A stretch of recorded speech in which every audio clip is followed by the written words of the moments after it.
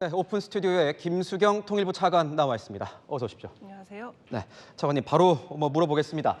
북한군의 이 추가 파병 정부는 언제로 예상하고 있습니까? 지금 1차로 일단 특수부대원 1,500명 정도가 지난주에 러시아 해군 수송함을 통해서 블라디보스톡으로 갔고 조만간 2차 수송 작전이 이제 진행될 것으로 보이는데 언제가 될 것인지 정확히 알 수는 없습니다만 저희가 이동의 조짐을 계속해서 이제 체크를 하고 있고 다만 좀 전에 조만간이라고 말씀드리는 이유는 상황이 매우 빠르게 전개되고 있는 것만은 분명해 보입니다. 네, 이르면 이번 주가 될 것이다 이런 얘기도 나오는 것 같은데 추가 파병 부대는 1차와 마찬가지로 이 폭풍 군단으로 될 거라고 보십니까? 네, 정부 당국에서 발표한 거에 따르면은 1,500명의 특수부대원이 갔다고 했는데 소위 11군단이라고 하죠. 소위 폭풍 군단이라고 불리는 특수부대원이라고 알려져 있습니다. 나머지 병력 역시 폭풍 군단 예하 부대원들이 갈 것으로 보입니다. 그렇다면 이 북한군이 투입될 전장은 어디가 될 걸로 보고 계십니까? 일단 선발대 1,500명이 지금 극동 지역인 하바롭스크나 블라디보스토크 이런 쪽에 지금 가 있는데 보통 선발대가 가게 되면은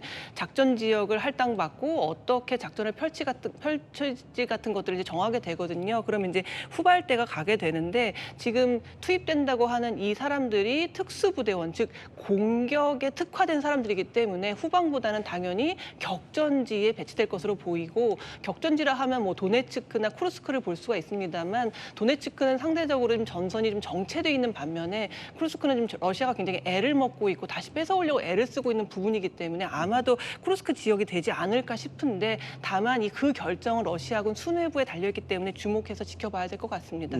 그렇다면 이 전선에 투입되는 시기는 언제가 될 걸로 보고 계십니까? 아까 말씀드린 것처럼 상황이 굉장히 빠르게 전개되고 있다라는 평가가 지배적이기 때문에 곧 전선에 투입될 것으로 보고 있습니다. 북한이 현재 국제적 고립이 굉장히 심각합니다. 오래돼 있는 상태죠. 거기다가 수해까지 겹쳐서 내부 상황이 좋지 않다, 어렵다 이런 얘기가 나오는데 이런 상황에서 우리 러시아 파병은 김정은에게도 굉장히 승부수다, 이런 분석이 나오고 있는데 어떻게 보고 계십니까? 네, 그렇습니다. 대북 제재 하에서는 어쨌든 구조적으로 경제 사정이라든가 이런 것들이 좋아질 수가 없다라는 걸 잘 알고 있을 겁니다. 그렇기 때문에 이 러시아와의 밀착, 무기 거래 이것 등등을 통해서 지금의 상황을 좀 타개할 수도 있겠다라는 계산을 하고 있을 거라고 보고요.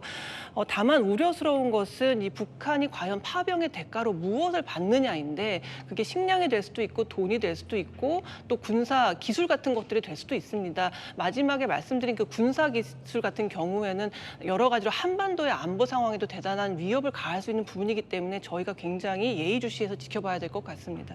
차관님, 보면 북한이 요즘에 철도나 도로를 파괴하고 이 방벽을 세우면서 이른바 그들 입장에서는 요새화를 하고 있다 이렇게 밝힌 바가 있습니다.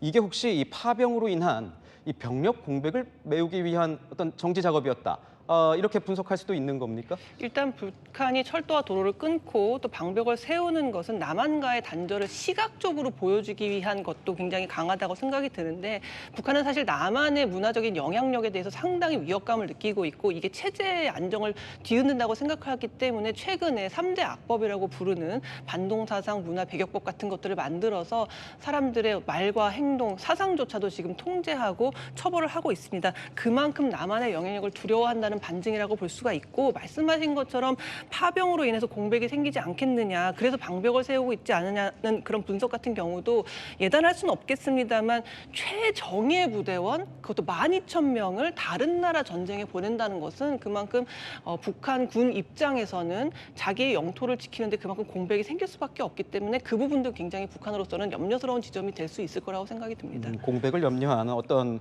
작업일 수 있다 이런 분석도 주셨는데 북한이 무인기 사태 이후로 이 내부가 발칵 뒤집혔다는 이런 분위기가 전해져 옵니다.